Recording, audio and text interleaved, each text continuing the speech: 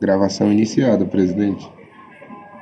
Retomando, então, os julgamentos dos processos desta manhã, do dia 23 de março, restam 3 processos, itens 33, 34 e 35, todos da CM Industrial e Comércio Limitada. Foi solicitado o acompanhamento do julgamento pela patrona, doutora Amanda Zaidan, mas até o momento não houve seu comparecimento à sala. Então, conforme previsão regimental e normativa, o julgamento será dado continuidade, ainda que ausente a patrona. Então, o conselheiro Pedro, com a palavra para relatar e já informar por qual irá começar o julgamento. Obrigado, presidente. O PDF está na pasta, então acho que ajuda aí, diante da inconsistência aí do processo, né? Eu vou pedir, presidente, que eles são diferentes. O 35 é diferente dos outros dois, tá?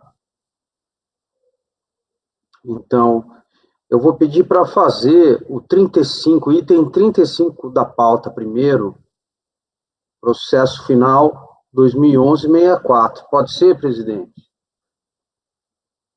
Fica mais fácil, ele é mais simples também e tem um voto direto no mérito, tá? Então, qual a minuta que a gente vai abrir aqui? Deixa eu ver.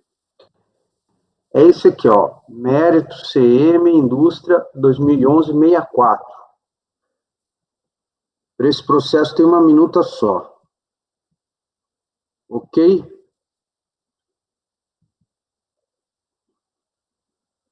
Então, já abri a minuta aqui. Vou iniciar o relatório. Esse caso, eu até falei com a Mara, porque ela já teve casos parecidos, né? No mês passado, no retrasado também. Me orientei com a Mara aqui, ela me mandou o voto dela. É questão de aproveitamento de crédito de IPI quando os fornecedores são do Simples. E foi glosado sobre a justificativa de que não pode aproveitar crédito nesses casos, né? Então, essa é a matéria geral. Eu vou partir para o relatório aqui. O trâmite do processo é simples, né? Recurso voluntário, apresentado em face da DRJ Minas Gerais, folhas 238, que negou o provimento para manifestação de conformidade, e o despacho decisório, folha 123, homologou parcialmente as compensações solicitadas, ok?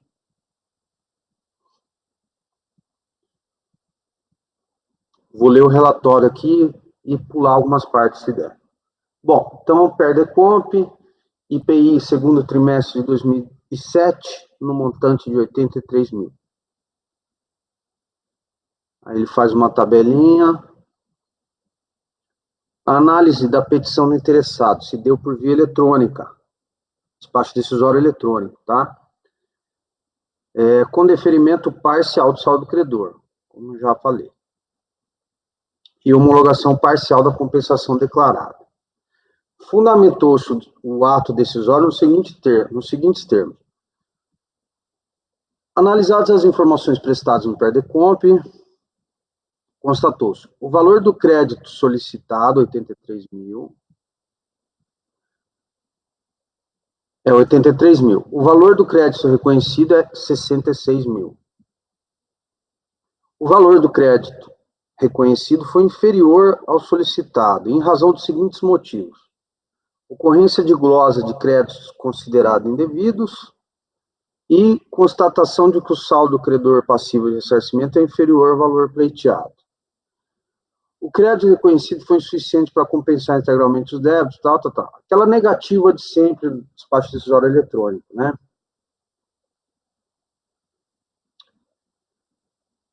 Então, vou pular um pouco isso aí ele traz uma tabelinha, valor devedor consolidado, correspondente aos débitos indevidamente compensados.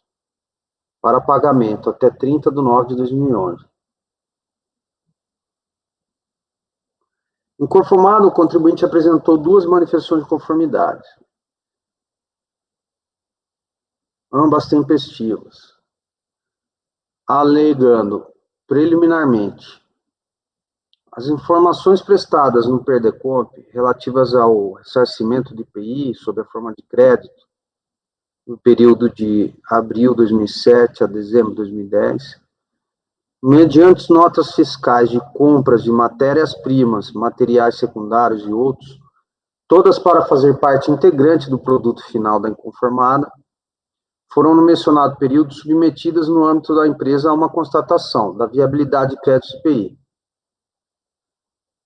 É sabido que esta colenda Receita Federal tem um programa nos computadores de admissibilidade das informações enviadas, que se as mesmas se prestam a fim específico, são rejeitadas no momento das digitalizações. O que se pressupõe que as notas demonstradas no PERDECOMP eram viáveis, por isso constitui um crédito mínimo de 83.820, aspecto que naquele momento vossas senhorias concordaram, e somente agora glosaram uma parte, reconhecendo 66 mil. Os fatos. Muito embora se considere um valor devedor consolidado, correspondente aos débitos indevidamente compensados para pagamento, entende a inconformada que a legislação inerente a esta compensação entre o fisco e o contribuinte torna-o propenso em prosseguir, caracterizando constante compensador. Então, só a interpretação da operação objeto não se consolida com a do fisco. Bom, enfim, tá uma alegação meio prolixa aqui. Aí ele fala, em 2007, só a partir de julho é que se criou-se o Super Simples. Então, ponto relevante aqui, pessoal. Manifestação de conformidade, ele já, apesar do despacho decisório eletrônico ser eletrônico, ele já sabia que a glosa tinha sido por causa do Simples, tá? Tanto que ele recorreu na manifestação de conformidade. Então ele fala, em 2007, só a partir de julho é que criou-se o Super Simples. Aderir a ele só ocorreu a partir de 2008, porque as empresas fornecedoras relacionadas em julho de 2007 já haviam superado o teto da Receita Bruta.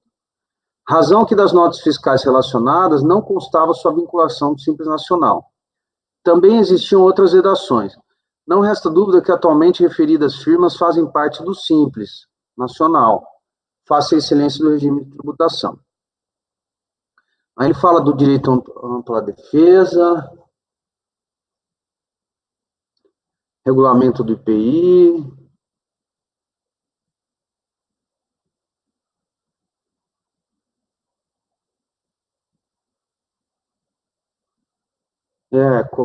Que o produto, sobre o produto dele aí incide o IPI, né?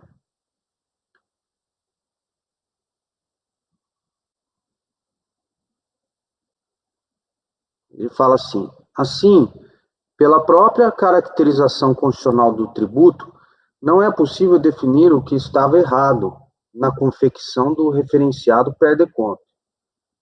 Se das próprias notas fiscais dos fornecedores não se observava quaisquer nota impressa informando sua vinculação à nova forma do regime de tributação, do Simples. Há a necessidade da autuante informar ao autuado quais são seus erros, ou somente seu erro, assim a incidência da punição. Em remate, diante da falta de comunicação do que está errado, ocorreu o cerceamento de defesa. Aí pula, tal.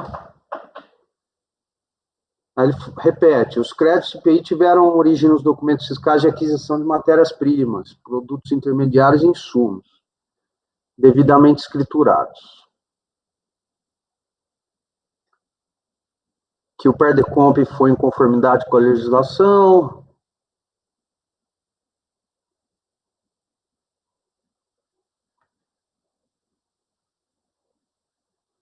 Bom, Então, enfim, ele se repete aqui.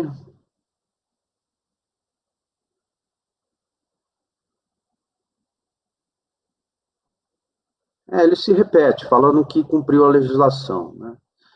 Aí a DRJ negou o provimento e a ementa dela é aquela dispensa de ementa, sabe? Deixa eu só dar uma olhada no resumo, meu resumo aqui. 2011-64. Se tem um trecho que eu... o trecho da DRJ aqui, ó.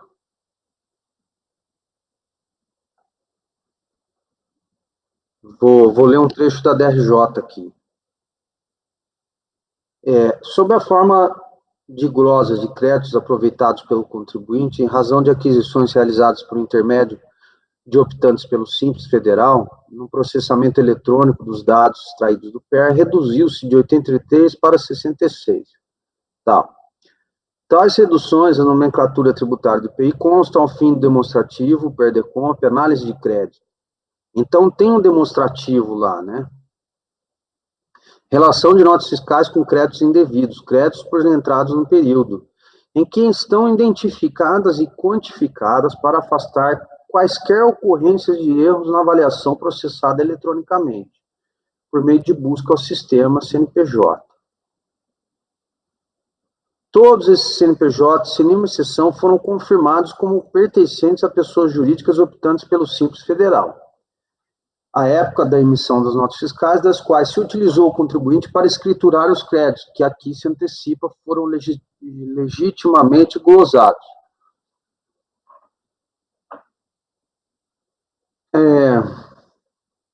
Por oportuno, diga-se que o regime perdurou até o segundo semestre de 2007, o semestre em causa, sendo depois substituído pelo Simples Nacional. O Simples Nacional não será, neste processo, objeto de análise, visto que não pode influenciar o presente voto, pois, ainda que era inexistente, ou melhor, não estava em vigor. Dada a circunstância de serem optantes pelo Simples, as empresas fornecedoras do interessado não poderiam lhe propiciar o direito ao acreditamento do IPI. Isso porque os artigos 118 e 166 do RIP de 2002 dispõem que é vedado, né, um aproveitamento de crédito, disposição expressa. Esse é o voto da DRJ. Em recurso voluntário, ele alega nulidade do despacho decisório, recurso voluntário é tempestivo, tá? E reforça os argumentos de manifestação de conformidade. Então, esse é o relatório. Pode ir ao voto, Pedro. Ok, presidente.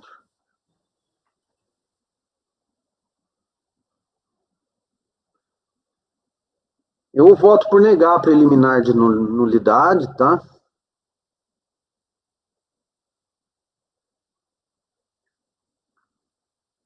Primeiro porque ele...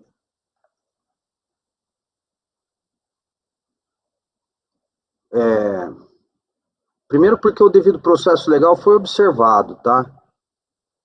Ficou claro o fundamento da glosa, né? Impossibilidade de aproveitamento de crédito de IPI nas aquisições de fornecedores inscritos no Simples Federal. Tanto que ele se defendeu na manifestação de conformidade e recurso voluntário. E coaduno com as razões da DRJ, as quais transcrevo, né? E, de forma adicional a essas razões reproduzidas acima, é importante lembrar que o despacho decisório homologou parcialmente as compensações solicitadas, tá? E com relação à parcela reconhecida, não houve nenhuma manifestação específica do contribuinte. Então, ele pede a nulidade do despacho decisório, mas ele tem parcela reconhecida lá, né? E, por fim, o contribuinte apresentou um argumento no recurso voluntário que carece de dialeticidade, né? Na medida em que não é possível entender por que esses argumentos acarretariam nulidade, né? Ele fala assim: da mesma forma, caberia também à fiscalização fazendária comprovar que as inúmeras DECOMPs, que totalizam 479 mil, transmitidas pela recorrente no segundo trimestre de 2007, estariam, de fato, vinculadas à PER-tal. Ora, não constam dos presentes autos nenhuma prova de que a recorrente usou o saldo credor indicado no PER-tal para compensar débitos em valor superior a 83 mil. Então, carece de maiores explicações. Eu voto por negar a preliminar. Já que a matéria da glosa está clara, o objeto do processo. E no mérito, eu inicio esclarecendo que o ônus da prova é inicialmente do contribuinte nos processos de crédito, né? Nesse caso, em concreto, a mera alegação genérica de que é possível o aproveitamento de crédito de IPI nas aquisições de fornecedores optantes pelo Simples Federal é insuficiente. Então, no recurso voluntário, ele vem discordar, né, dessa glosa. Ele fala, não, eu posso tomar sim, porque no Simples Federal é recolhida uma parcela de IPI, então eu posso tomar, tal, né? E aí, eu transcrevo dispositivos expressos, né, que vedam esse aproveitamento de crédito, e esclareço que ao optar pelo Simples, nos modos do voto da Mara, né, o contribuinte fica sujeito às regras específicas do regime, ou seja, fica sujeito a uma forma diferenciada de tributação, na qual o aproveitamento de crédito de IPI não é permitido, né. Então, é vedada expressamente a utilização ou destinação de qualquer valor a título de incentivo fiscal, assim como a apropriação ou transferência de crédito de IPI. E cito o voto da nobre conselheira Mara. Cito aí, Mara. Logo, ao invés de comprovar, aí eu esclareço, né? Como o ônus da prova é dele, né? Ao invés de comprovar se as empresas haviam optado pelo Simples ou não, o contribuinte decidiu simplesmente por reforçar o argumento de que é possível o aproveitamento de crédito, quando, na verdade, existe vedação expressa. E, por falta de prova nesse sentido, fica dispensada a necessidade de diligência também, né? O pedido que deve ser negado. E não reconhecidos os créditos de IPI nessa circunstância apresentada, né, fica prejudicado o argumento do contribuinte a respeito da atualização do crédito de IPI, né, com base lá no entendimento firmado no RESP. 1.035.847. Então, voto para negar provimento. Ok.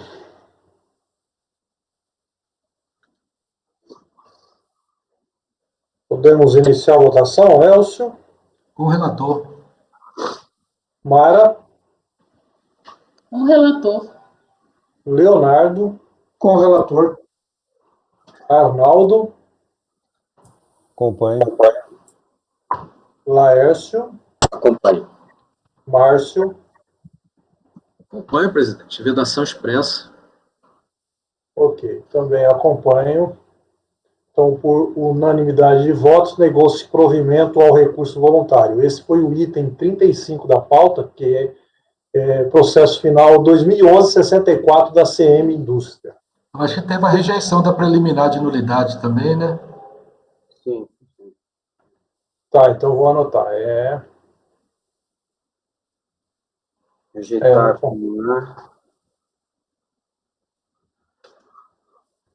Rejeitar a preliminar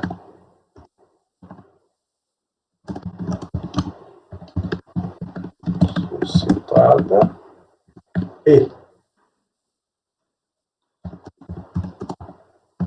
no mérito negar provimento. Então, rejeitou-se preliminar de nulidade e no mérito negou-se provimento.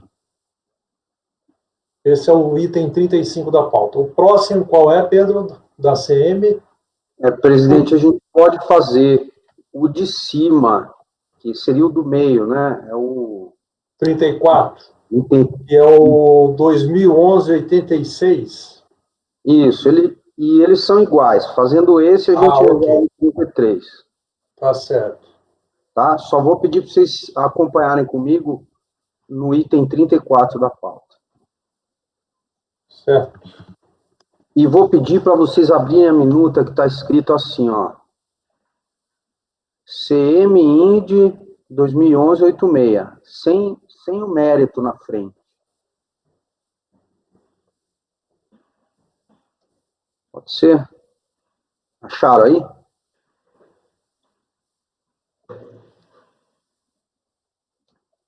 Sim.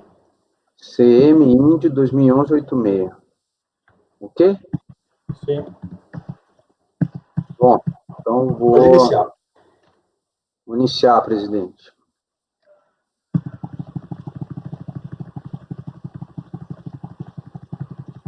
O trâmite é simples também, né? Recurso voluntário e tal. É parecido com esse outro, né? Despacho decisório eletrônico, parcial, até crédito também. DRJ também julgou improcedente, né?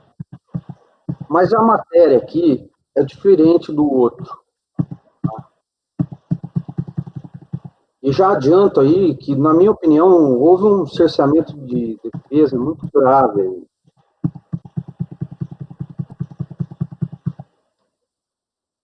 E por parte da DRJ, né? Principalmente. E aí, no recurso voluntário, o contribuinte vem, que ele fala que o crédito é de PI, MP, PI, né? Pede a nulidade da DRJ e do despacho decisório e a atualização do valor do crédito também. Aí, o que acontece? Só na decisão da manifestação de inconformidade é que a fiscalização diz, né, na DRJ, pela primeira vez, ela diz que o saldo credor inicial, né, quando o contribuinte apurou o crédito dele, né, a DRJ fala assim, o seu saldo credor inicial está errado, ele era 0, e se considerou um valor maior. Só isso, tipo, em uma linha, assim, né. E por isso teu crédito está errado. E é só isso, essa é a única referência que tem com relação a glosa, né? Não tem nada disso no despacho decisório, até porque ele é eletrônico. E aí o contribuinte vem no recurso voluntário e fala, não, o saldo credor inicial foi um erro de preenchimento na Perdecomp. Esse é o relatório, presidente. O relatório é curto, né? Não tem muito o que falar. Vou passar para o voto. Passar o voto aqui, tá bom?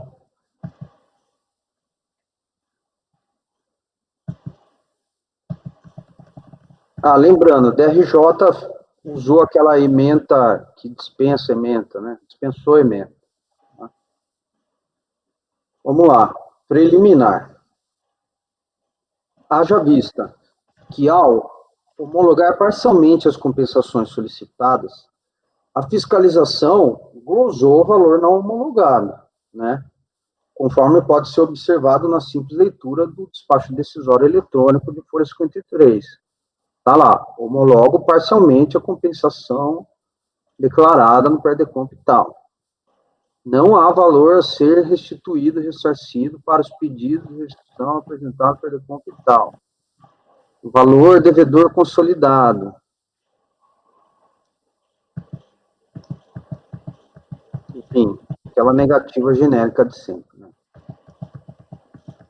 E aí volto eu a dizer, não há nos autos uma fundamentação sequer a respeito da glosa, além da exposta acima, que igualmente não descreve a razão pela qual o saldo credor passível de ressarcimento é inferior ao valor pleiteado, né? Nem mesmo a decisão de primeira instância justificou por qual razão a compensação foi homologada parcialmente. Simplesmente teceu comentários a respeito da legalidade da glosa e fez alguns apontamentos a respeito do saldo credor inicial, indicando que não haveria, na realidade, uma glosa, né? Então, a DRJ fala assim, não, na verdade, teve um erro no saldo credor inicial, né? Não teve glosa. Eu vou ter que passar aqui por esses trechos da DRJ. Então, a DRJ falando, que eu transcrevo, né? O que depreende, de fato, diz respeito ao saldo credor inicial, isto é, ao saldo credor não ressarcível advindo do período anterior, relativamente ao mês de julho de 2010, que consta acima como zero. Essa a única diferença verificada entre o PER e os demonstrativos acima. Veja-se que, enquanto no demonstrativo de apuração do saldo credor ressarcível, o saldo credor inicial não ressarcível é nulo, o contribuinte declarou no PER tal um saldo advindo do período anterior, no mês de julho de 2010, a quantia de 67 mil. E aí coloca o quadro, né? O saldo credor do período anterior igual a zero. Coloca outro quadro, detalhe do livro de apuração do IPI, no período de ressarcimento.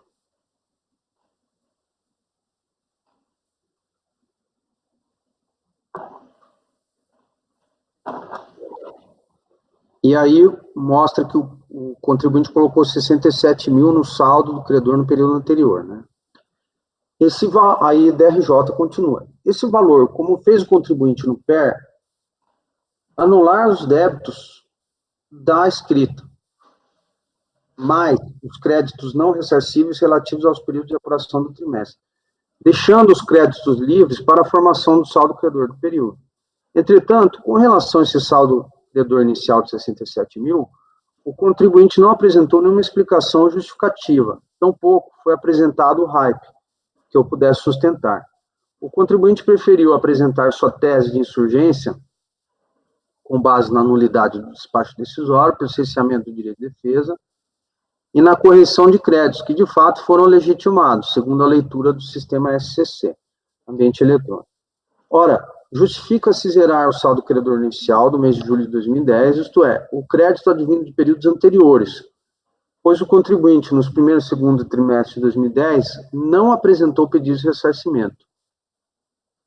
Estes 2 trimestres de apuração aparecem em branco no livro atual do contribuinte. Sua última transmissão de PER refere-se ao 4º trimestre de 2009,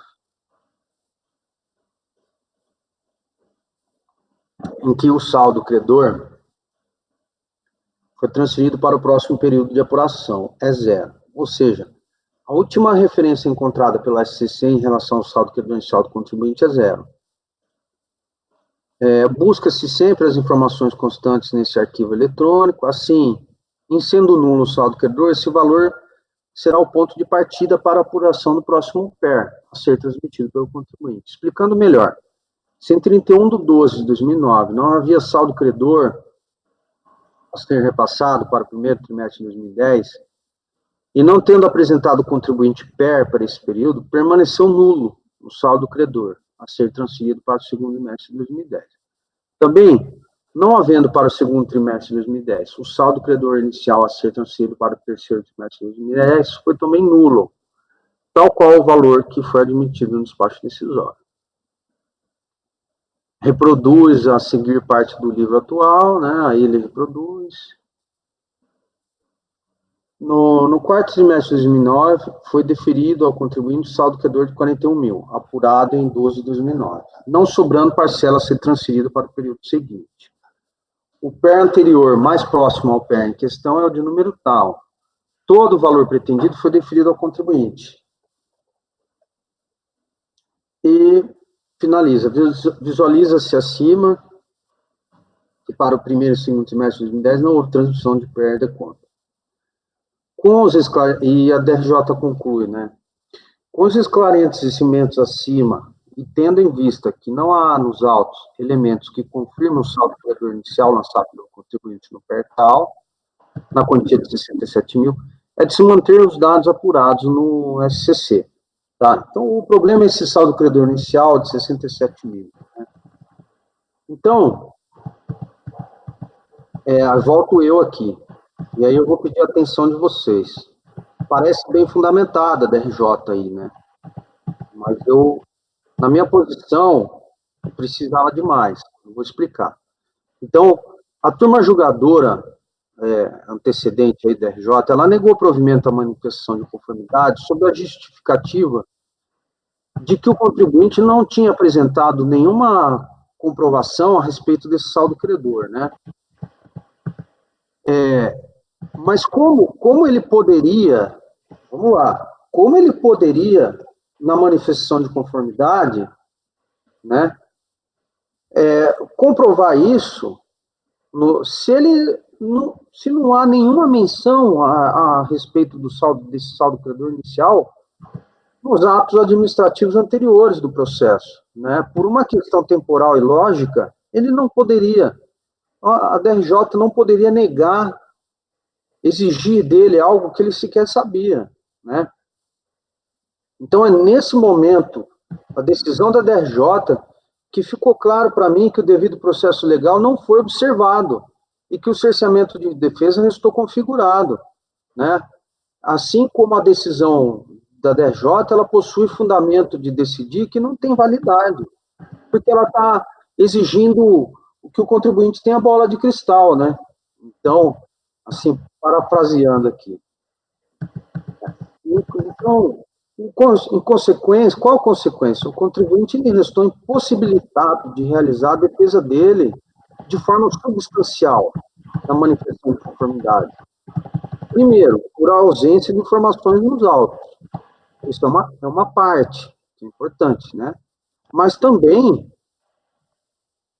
e aí que eu acho que é mais importante, por ausência de fundamento legal nessa justificativa que a DRJ usou para negar. Ela falou, tudo bem, seu saldo credor inicial era 0, mas não fundamentou legalmente a glosa dela.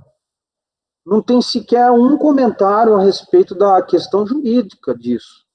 Tudo que ele falou foi cálculo, tal, não sei o que, tudo bem, mas eu quero saber por que o saldo credor justificou aquela glosa naquele valor exato, você entendeu? Faltou liquidez também na glosa, né? Porque faltou cruzar as informações, né? E a glosa é responsabilidade da fiscalização, né?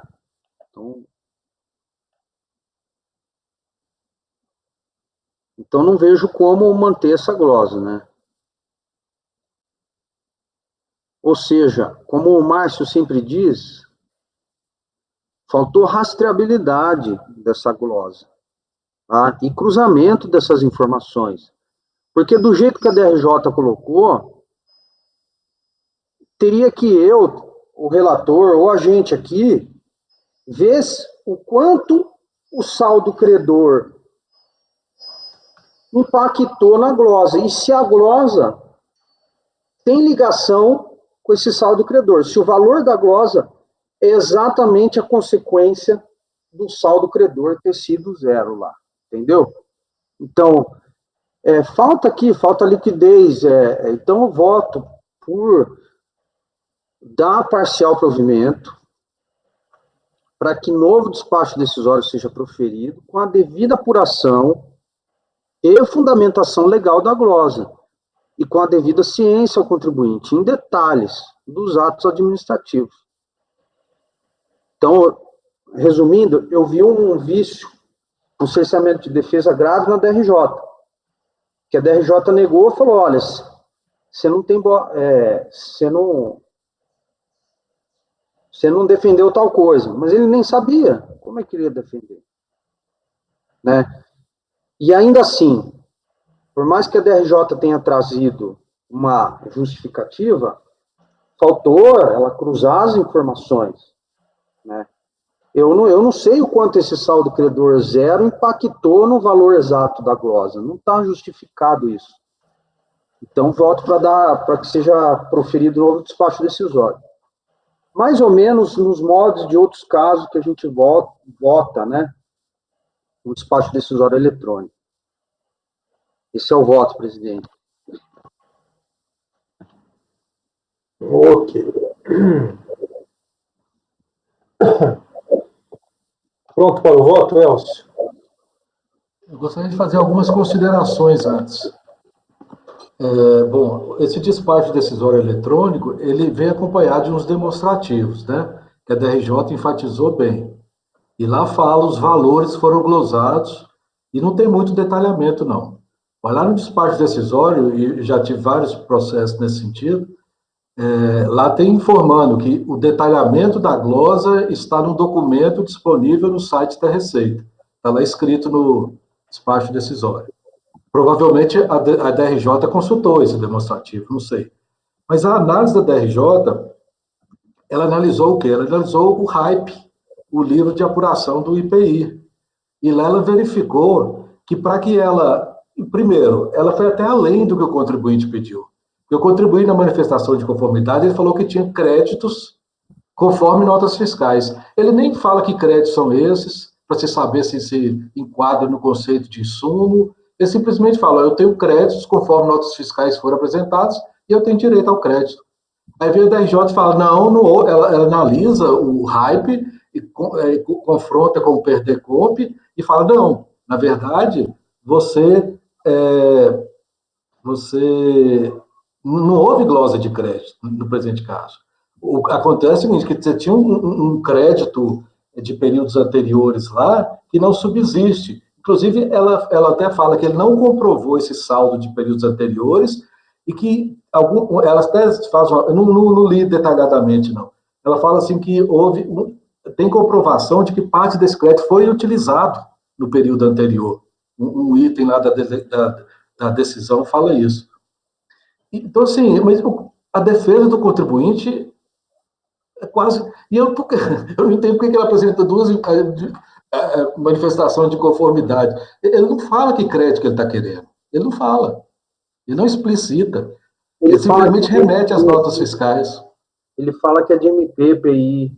Pois é, mas aí a gente tem que analisar se enquadra no conceito de insumo, e a IPI é mais restrito, né? Mas aí que tá, Elcio.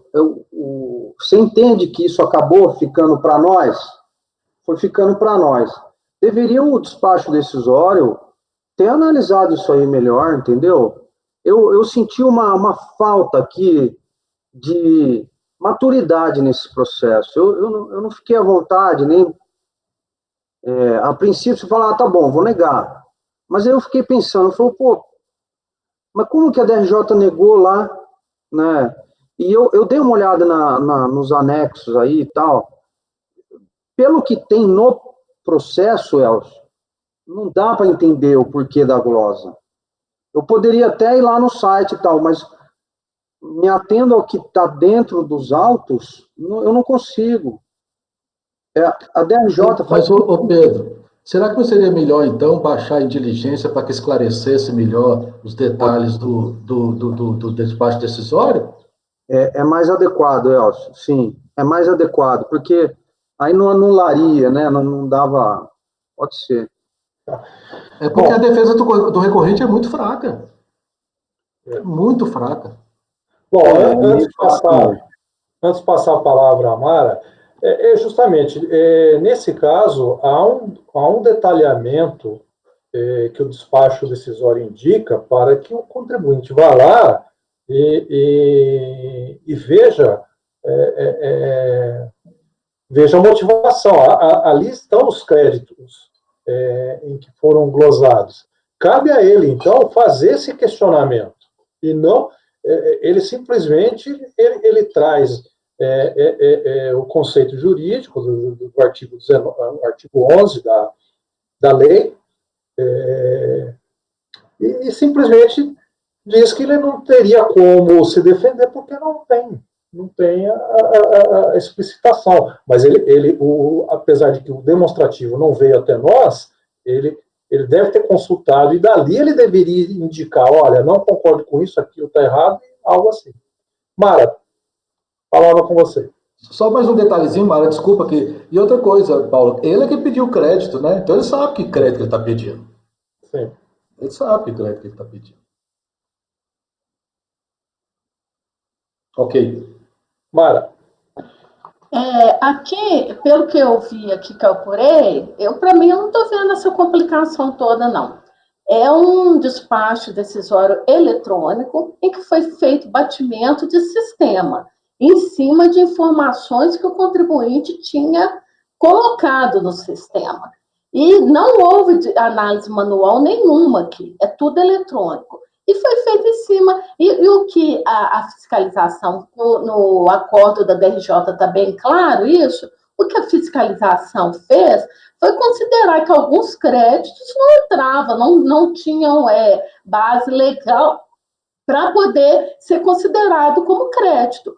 Aí, como todo despacho decisório eletrônico, o que ele teria que fazer? Na manifestação de inconformidade, ele teria que ter apresentado assim, olha, esses créditos aí, que parece que é coisa de mercado interno, não vi direito, eles teriam que ser considerados por causa disso, disso, disso, e apresentado as provas, o que ele não fez. Igual ao despacho, o acordo do RJ fala, ele só fala que ele tem direito, sem apresentar livros, notas, e sem entrar no detalhe do que foi glosado. Aí chegou, aí o que a DRJ falou, olha, sem prova, não tem jeito de eu reverter o despacho decisório eletrônico.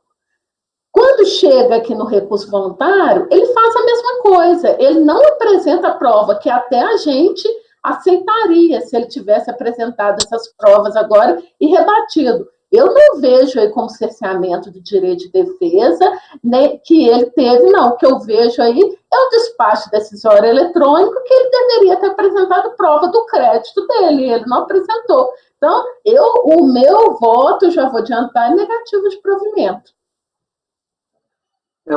O Mara e presidente, com relação aos seus comentários, só quero esclarecer o seguinte. Me incomoda muito eu, como relator e conselheiro que estou aqui para decidir o caso, não saber o que está lá na tal planilha X, lá anexada lá. Eu não sei a qualidade daquilo. Eu não sei até que ponto aquilo realmente mostrou o motivo da glosa. Eu não sei. Pode ser que está boa, pode ser que não está. Então, assim, eu não confio 100%, né? O que para mim me barra, assim, que me deixou muito desconfortável, é a DRJ se basear totalmente nisso aí, nesse documento aí abstrato aí. Mas essas planilhas é planilha do sistema.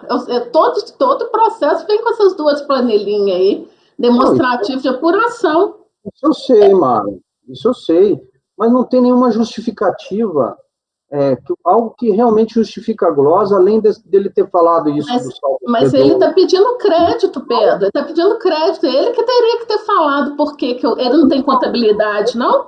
Ele falou, MPPI, PI, Pois mas ele tá, eu falei, tá, mas então por que cadê as notas? Cadê a contabilidade dele? Ele juntou tudo. É que tá, ele não sabe o porquê da glosa, e nem eu. Ele juntou as notas e a contabilidade? Ué, juntou tudo. Então, se ele juntou as notas e contabilidade, eu acho que a gente tem que baixar a inteligência para conferir, ver se os dá. Eu achei que ele não tinha juntado nada, porque pelo que eu estou lendo aqui no acordo da RJ, a DRJ está falando que ele não juntou nada. Esse arquivo do Pedro, esse arquivo do processo, ele é o processo completo ou não? Presidente. Mas a DRJ analisou detalhadamente o link de registro de IPI, né? Então, eu acho que... Porque é tudo eletrônico aqui, né? Ele pegou Pois tudo eletrônico. Eu estou vendo aqui mesmo, que ele colocou os quadros todos aqui. Ele poderia, pelo menos agora, em recurso voluntário, já que o acordo da RJ está tão detalhado, ter apresentado um contraponto em cada alegação da DRJ aqui, né? Ele fez uma manifestação genérica. Que ele fala que ele preencheu com erro, né, esse saldo credor inicial. Mas cadê o erro dele? Aqui, ó, você falou que tem os documentos aqui, não tem documento nenhum aqui. Ele não, Mara, é aí que tá, peraí. É que tem um ele não problema, apresentou nada. que é o seguinte, tem um problema que é o seguinte. Às vezes, no pedido, ele juntou as notas fiscais. E às vezes acontece dela não vir aqui para o processo, né? Então, assim... Mas então ele devia ter falado isso, né? Que não está aqui no processo, né? Justamente, eu tô achando que ele apresentou, eu acho que ele até fala aqui, ó, peraí. As únicas notas fiscais que eu vejo é na Decomp dele, que tá identificado uma por uma. Livro de registro, apuração de IPI, tem tudo lá, um por um, o que foi colocado. Que ele que preencheu, né? Mas elas existem, entendeu? Tanto, aí que tá, ó, um ponto relevante. Foi homologado parcialmente o despacho decisório. Ou seja, tem nota fiscal. É por isso que eu nem me incomodei. Tem aqui, ó, mas as notas fiscais daqui, ó, na página 25 do seu documento, ela tem lá CNPJ, número da nota fiscal, compra para industrialização com produção rural, tem tudo lá, entendeu? Mas não tem a nota, tem essa informação da nota. Mas foi isso que a fiscalização usou no despacho eletrônico, né? Então, tanto que foi reconhecido parcialmente, né? Isso, Agora, tem algumas aqui que pelo CFOP, sei lá, a fiscalização falou assim, olha, isso não é possível creditamento. Ele teria que vir agora e teria apresentado essas notas, o espelho da nota, colocado no processo e falado assim, olha, isso daqui é tal insumo da indústria, né? Isso aqui é embalagem, isso aqui é trigo, isso aqui é milho. Ele tinha que ter apresentado. Eu não sei por que negou. E acho que nem ele sabia. Eu não sei o que está escrito nesse documento aí que está na nuvem lá. Pedro, mas ele que preencheu isso, ele que pediu. A glosa é ônus da prova da fiscalização. Mas o crédito é dele. Ela tem que falar, ele juntou as notas fiscais, fez o pedido. Não, ele não juntou, não. Ele fez só eletrônico aqui. Agora que ele teria que juntar aqui. Ela teria que pedir, falar, não, então eu quero ver as notas fiscais físicas. Ela que tem que falar, se o problema... Não, eu discordo. É o ônus da prova dele, ele está pedindo crédito, ele deveria, na manifestação de é normal. Processo eletrônico é normal. Ele junta os códigos das notas. Não. Ele junta as notas. Então, se ela duvida, ela pede. Se ela não consegue buscar no sistema, ela pede. É normal isso. Ela faz com base nos dados que estão nos sistemas que foram inseridos pelo contribuinte. O contribuinte que é não conformado com a glosa feita, em manifestação de conformidade, ainda que ele só fizesse referência e trouxesse em recurso voluntário, aí sim, olha, foi glosado as notas tais e tais, discordo por tais razões. E esse processo ele é de 2011, onde já era tudo eletrônico. Então, se ele apresentou, estaria aqui, porque seria juntado por ele, não era fisicamente. E no arquivo do PDF não consta as notas, os espelhos das notas. Olha, então, a manifestação de conformidade dele. Os créditos de IPI tiveram origem dos documentos fiscais de aquisição de matéria-prima ou outros produtos intermediários e insumos, devidamente escriturados nos livros fiscais comerciais. Tá, só isso. É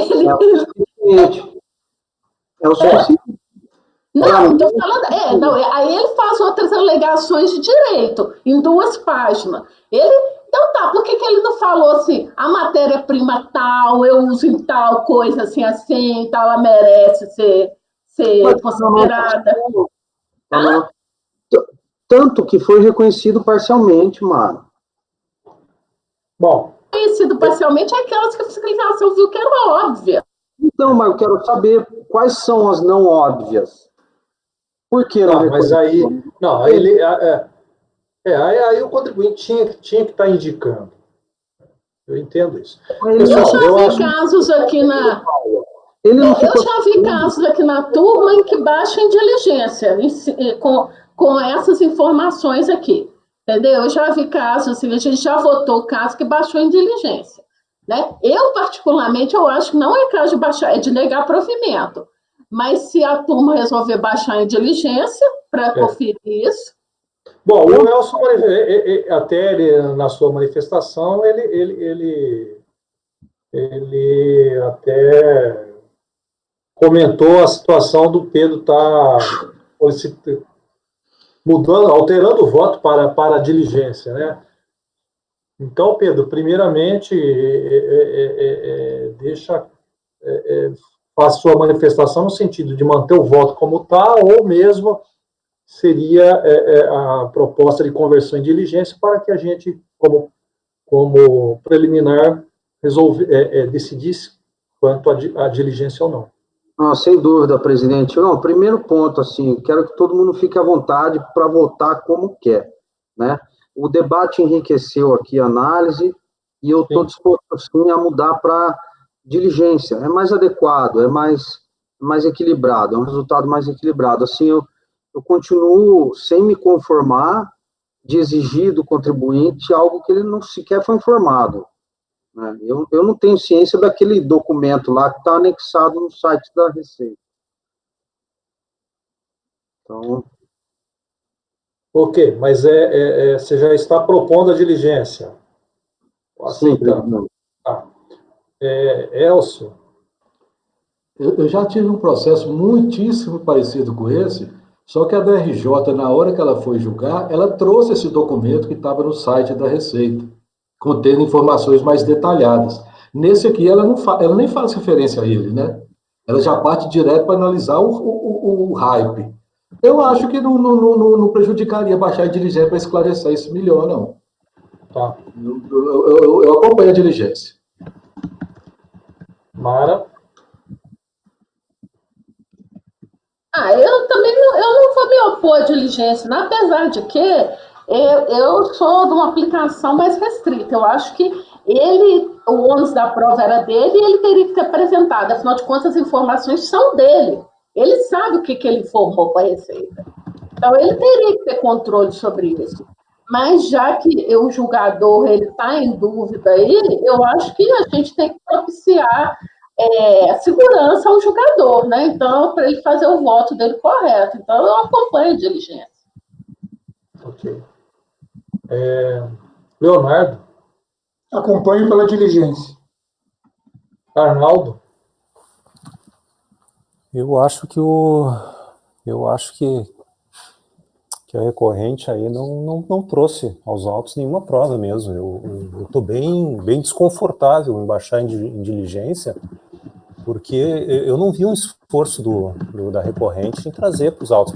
E o Pedro fala que ela não sabia do que se tratava, mas ela poderia ter trazido, Pedro, poderia ter trazido a manifestação de conformidade, e mais ainda agora no recurso voluntário. E ela não fez nenhum esforço para trazer nenhum documento que comprovasse o direito que ela tem. Eu não acompanho a diligência, não. Está negando provimento ao recurso, né? Isso. Laércio? Acompanho. Diligência. Né? sim, Laércio. A minha câmera está desligada, eu nem vi. Perdão. Acompanho. Eu também entendo que o contribuinte ele detém, como o conselheiro relator disse, o rastro do que ele está pedindo. Então, por mais que não ficou evidente a glosa, né, que ele mostrasse, então, a totalidade do crédito que ele tem direito, né, e trabalhasse em cima dela. Mas, em nome do colegiado, eu estou indo pela diligência também, porque vamos tentar esclarecer e, como diz a conselheira Mara, melhor auxiliar o relator a proferir seu voto.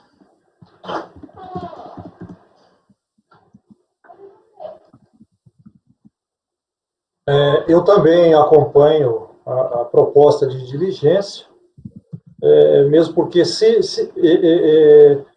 a DRJ fosse mais precisa em trazer todos os elementos e está demonstrando isso, já que ela tinha acesso e teve o acesso para julgar, né, eu acho que seria dispensável. Mas no caso não, então eu estou concordando. Pedro, depois, até com a ajuda dos colegas, pode dar os termos da diligência, mas seria mais ou menos no sentido da fiscalização, a unidade de origem, evidenciar quais são as notas e as razões da glosa efetuadas, lógico, dando oportunidade ao contribuinte para se manifestar. E foi, então, por maioria de votos, vencido o conselheiro Arnaldo, que negava provimento ao recurso. Então, esse é o item 34 da pauta. Você havia dito que o 33 é idêntico? São iguais. Tá, então é a mesma decisão. Pessoal, faltam praticamente 10 minutos para meio-dia. Eu acho melhor a gente encerrar, né, do que adiantar. Se for adiantar, seria para votar alguma coisa de ontem. E só voltaria se for algo que certamente seria julgamento rápido. Que tal expeditors? Olha, ficaram ontem sem julgar a Companhia Dorel, que foi vista, Sogefi Filtration do Brasil, que é do Márcio, Expeditor e o Beira Rio. Mas essa Expeditor eu acho que é tranquila, né? Essa é multa de atraso. Essa é multa por atraso na informação. Agora já foi, a discussão toda ontem já foi feita, né? Não, mas é outro assunto esse. Então, mas eu tô falando assim que eu acho que vai ser mais rápido esse. Tem que ser em 10 minutos. O relator tem que garantir que em 10 minutos a gente vota. Não, em 10 minutos... Não, se for de relatoria aí, o relatório e o voto, se for curto e fácil, tudo bem. O presidente, é retorno. Eu acho que foi vista minha. Foi. E eu tô com a posição já, eu tô tranquilo aqui. Eu tenho posição também. Então vai nesse do Expeditor 16? Pode ser. Tá, então nós vamos... Ítalo, você se ultrapassar um pouco do meio-dia, você consegue ficar, ou senão a gente encerra a gravação. Consigo sim, presidente.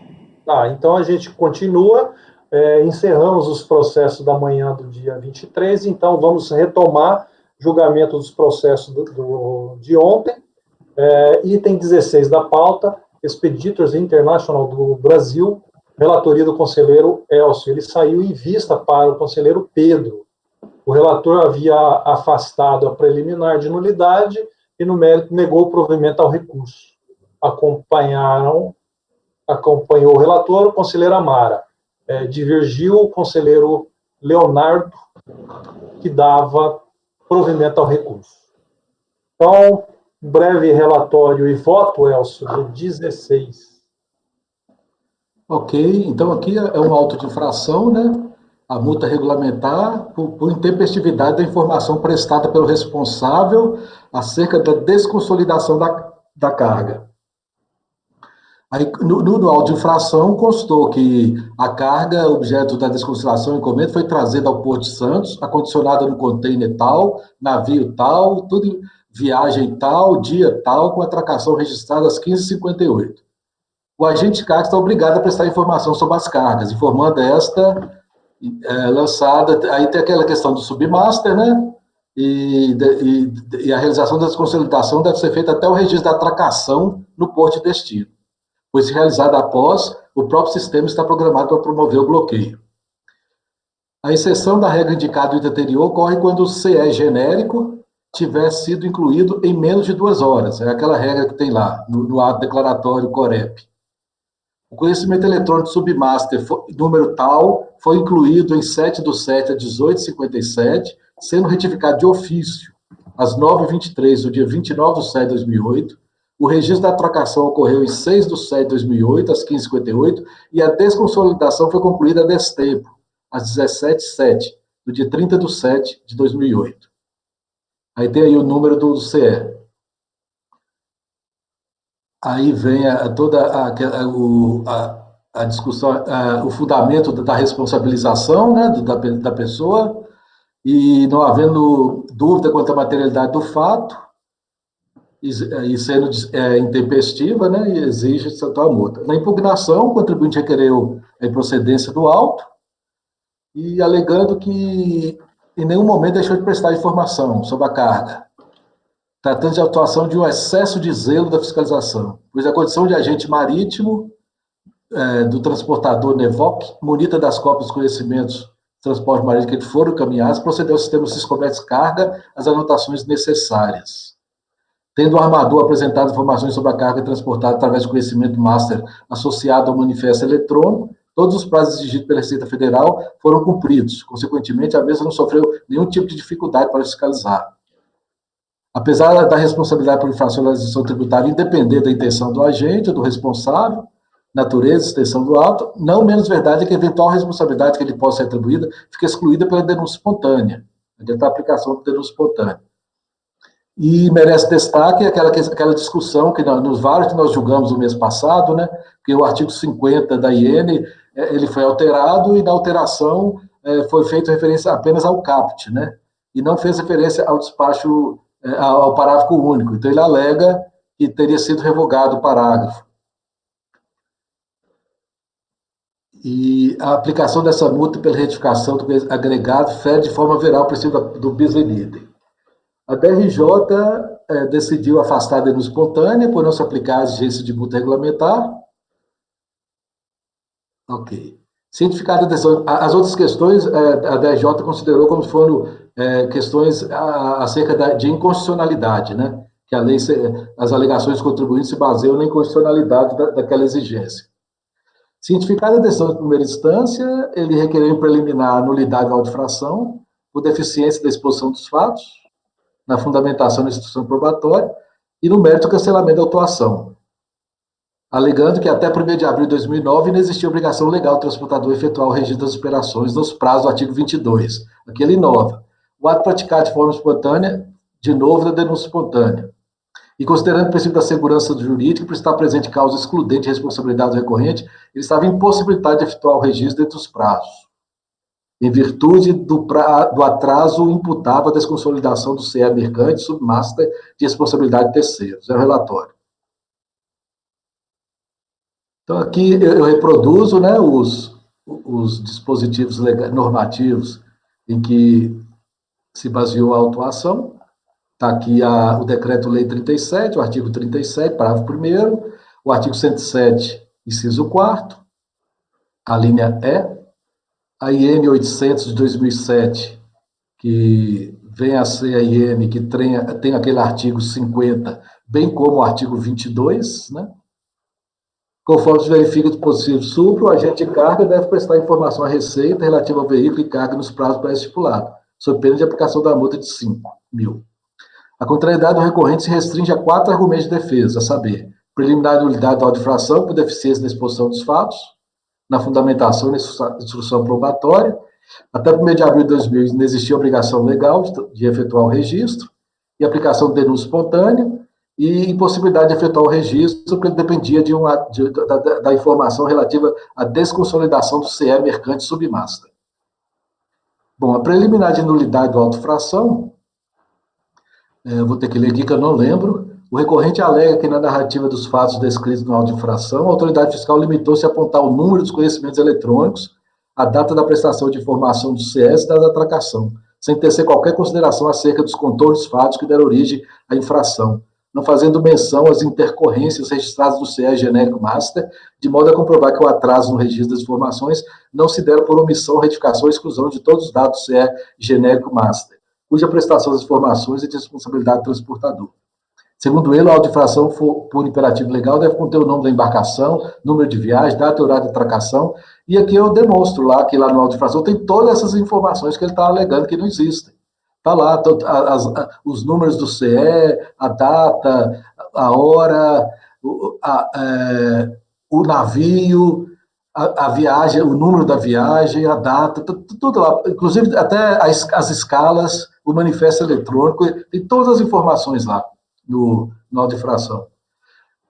Como falsos depreendentes de ser de supra, a fiscalização identificou pormenorizadamente os fatos apurados, sendo informados, diferentemente do alegado pelo recorrente, os números dos conhecimentos eletrônicos, o submaster e o agregado, datas e horário de atracação e da prestação de informações por todos os envolvidos na operação, o porto de atracação, o nome do container, a identificação do navio, da viagem, a escala, a retificação de ofício, conhecimento submaster, etc. Além disso, o recorrente, todo o trâmite do processo demonstrou pleno conhecimento dos meandros. Logo, eu afasto a preliminar nulidade. No mérito, ele alega a inexistência de prazo para prestar informação. E aqui, ele alega a inexistência desse prazo, né, anteriormente a 1º de abril de 2009, de o transportador efetuar o registro das operações dos prazos que alude a IN 86 de 2007. Aqui registrado de pronto que o fundamento da defesa também não se sustenta. O recorrente alude que com a alteração promovida pela IN 899 de 2008, o artigo 50, isso aqui nós falamos muito na sessão passada, não sei se você se lembra.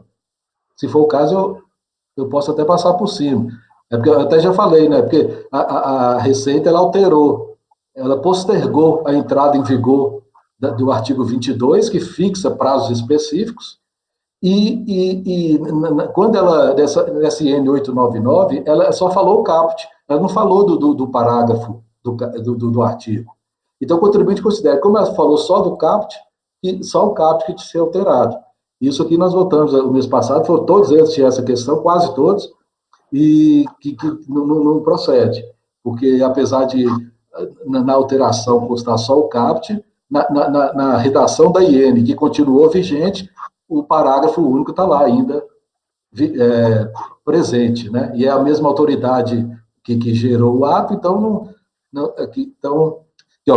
constata-se da redação original dos artigos acima reproduzidos que em 22 de 2 de 2008, data do fato gerador da multa, o contribuinte tinha de prestar informação sobre as cargas transportadas antes da atracação da embarcação no país. Esta ocorrida dos presentes autos às 15h58 do dia 6 do 7, vindo ele a fazê-la às 17h07 do dia 30 do 7, em mais de um mês, em mais de um dia após a retificação de ofício do registro conhecimento submaster, contrariando o comando contido no artigo 64 a declaratório COREP 3.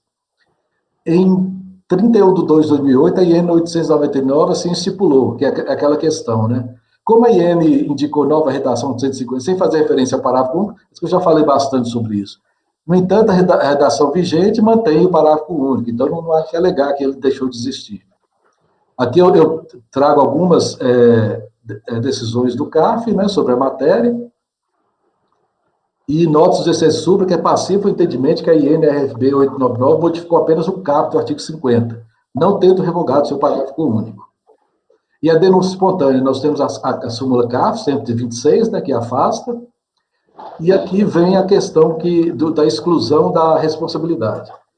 Isso aqui é pequeno, eu vou ler. O recorrente alega que na qualidade de agente de cargas e consignatário de conhecimento eletrônico mercante agregado, não teve como efetuar o registro sob sua responsabilidade antes da retificação dos dados relativos ao conhecimento eletrônico submaster, cuja implementação é de responsabilidade da empresa transportadora.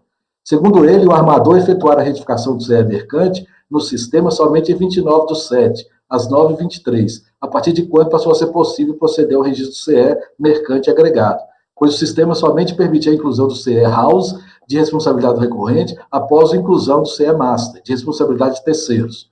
E este foi retificado após a atracação do navio, razão pela qual, em razão da ausência de culpa, se deveria excluir a sua responsabilidade pelo atraso na prestação da informação. No entanto, na descrição dos fatos de auto-infração, consta que, de acordo com o artigo 64 do Declaratório Executivo COREP número 3, havia a possibilidade de se permitir o registro da desconsolidação após a atracação do navio no porto de destino, na hipótese de o conhecimento genérico submaster ter sido incluído no sistema em menos de 2 horas de antecedência da atracação, sendo que, no presente caso, a atracação se dera às 15h58 de 6 de 7 de 2008, tendo conhecimento genérico sido registrado, o original, né, sido registrado às 18h57, de 7/7/2008, mais de um dia depois, e retificado de ofício às 9h23 de 9/7/2008, vindo o recorrente a incluir a informação acerca da desconsolidação somente às 17h07 de 30/7/2008, mais de um dia após a retificação de ofício do conhecimento submaster. Mesmo tendo sido o conhecimento genérico incluído do sistema em mais de um dia após a tracação no porto destino, a fiscalização considerou, por analogia, a possibilidade de se aplicar a regra de exceção apontada no parágrafo anterior, que é lá do ato COREP, número 3.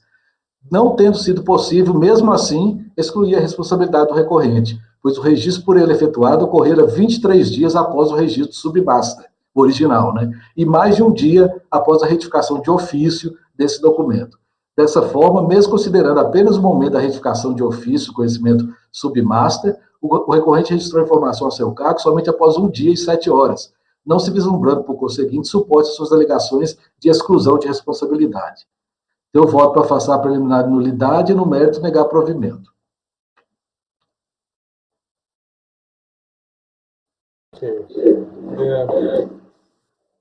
Eu não entendi, só esse que saiu em vista, porque os outros também eram quase a mesma coisa. Leonardo pediu a palavra? Pedi, presidente. Só para fazer uma observação, na verdade não é só uma observação, né? É uma mudança de entendimento. Eu revi melhor o processo e, na verdade, na sessão passada eu parti de uma premissa equivocada para votar pelo provimento do recurso. Então, nesse interreg, não avaliei melhor a questão e estou acompanhando o relator. Ok. Conselheiro Pedro pediu vista, com a palavra agora.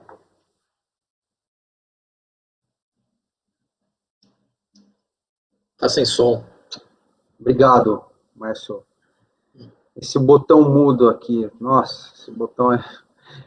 Ficou uma discussão, né, que o conhecimento agregado tem que seguir o genérico, né, que o house tem que seguir o master e tal. Mas esse caso aqui, eu não votei, né, tanto que eu pedi vista, eu não votei. Eu fiquei na dúvida realmente, de fato, é claro que o conhecimento agregado tem que seguir o genérico, né, isso é óbvio. Mas eu fiquei na dúvida porque tem muitos outros fatores aqui, né, que devem ser considerados. Então, eu analisei o caso e acompanho o relator na íntegra, presidente. Sem mais delongas. Ok, obrigado. Pedro votou. Mara. Só confirmando o voto, né? Eu já votei, eu acompanho o relator. Leonardo acabou de se manifestar acompanhando o relator. Arnaldo. Eu acompanho o relator também. Laércio. Presidente, só peço um minutinho, que acabou de voltar o e-processo. Eu só quero ver uma questão aqui. Um minutinho.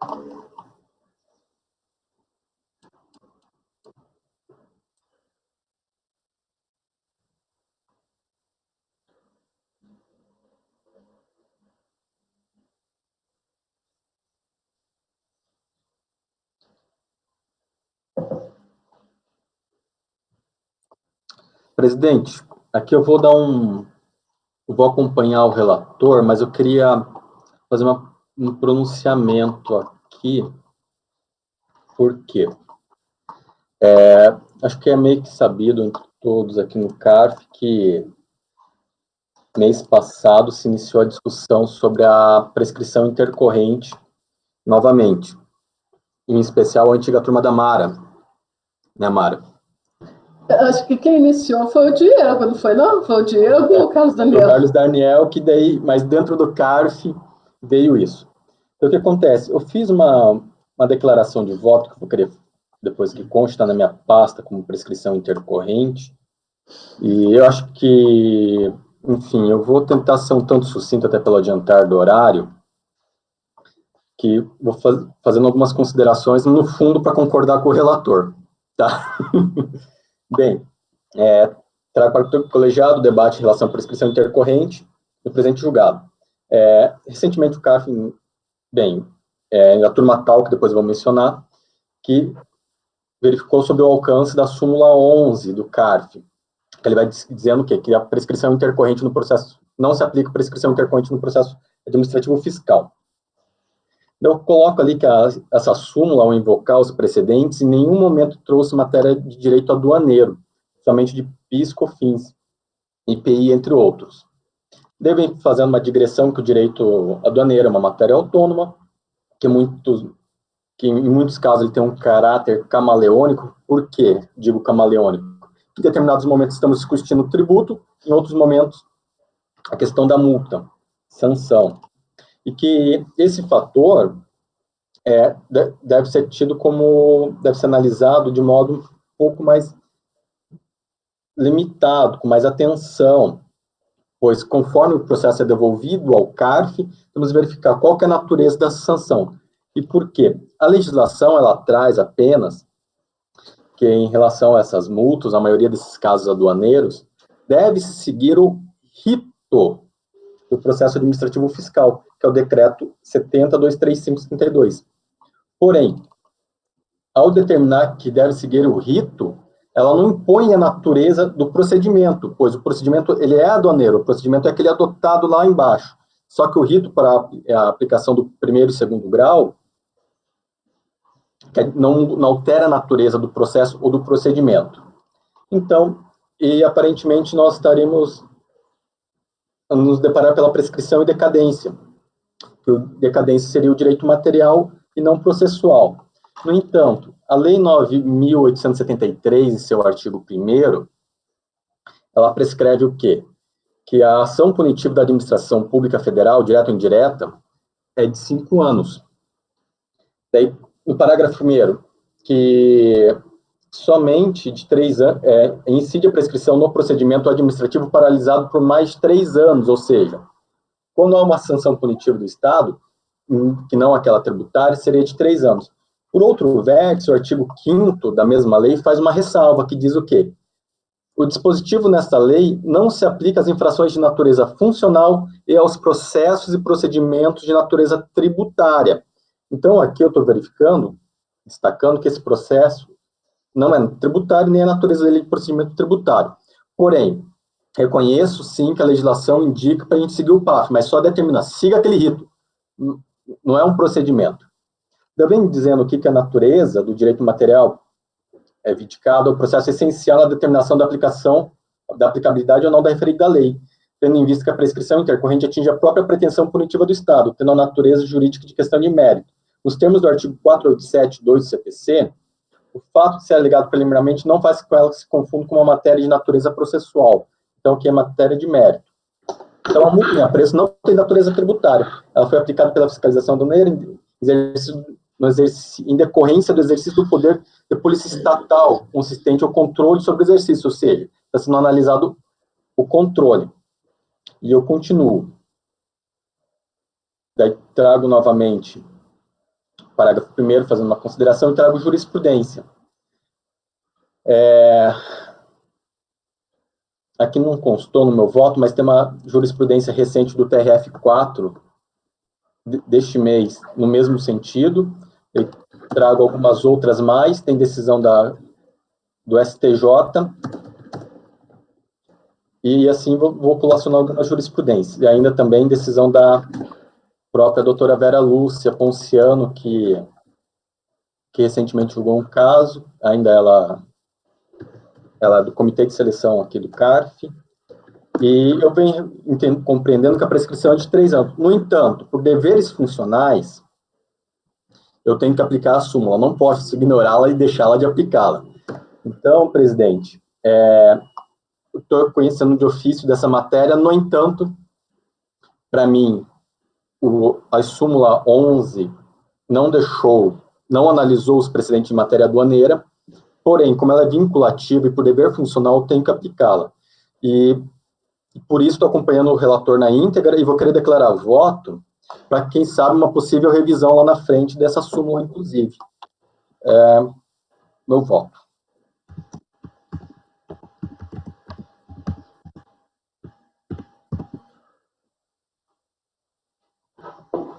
Sem som, presidente. Márcio. Com o relator. Eu também com o relator. Então, a decisão é unânime. E ainda bem que teve a vista, né, Pedro? Por decisão unânime, rejeitou-se a preliminar de nulidade e, no mérito, negou o provimento ao recurso. Manifestou a intenção de declarar voto o conselheiro Laércio. Então, esse foi o item 16 da pauta, processo que era de ontem, final 2009-72, Expeditors Internacional do Brasil. Encerramos aqui, então, os julgamentos dos processos desta manhã do dia 23. Por favor, apoio, interrompa a gravação, retomaremos às 14 horas.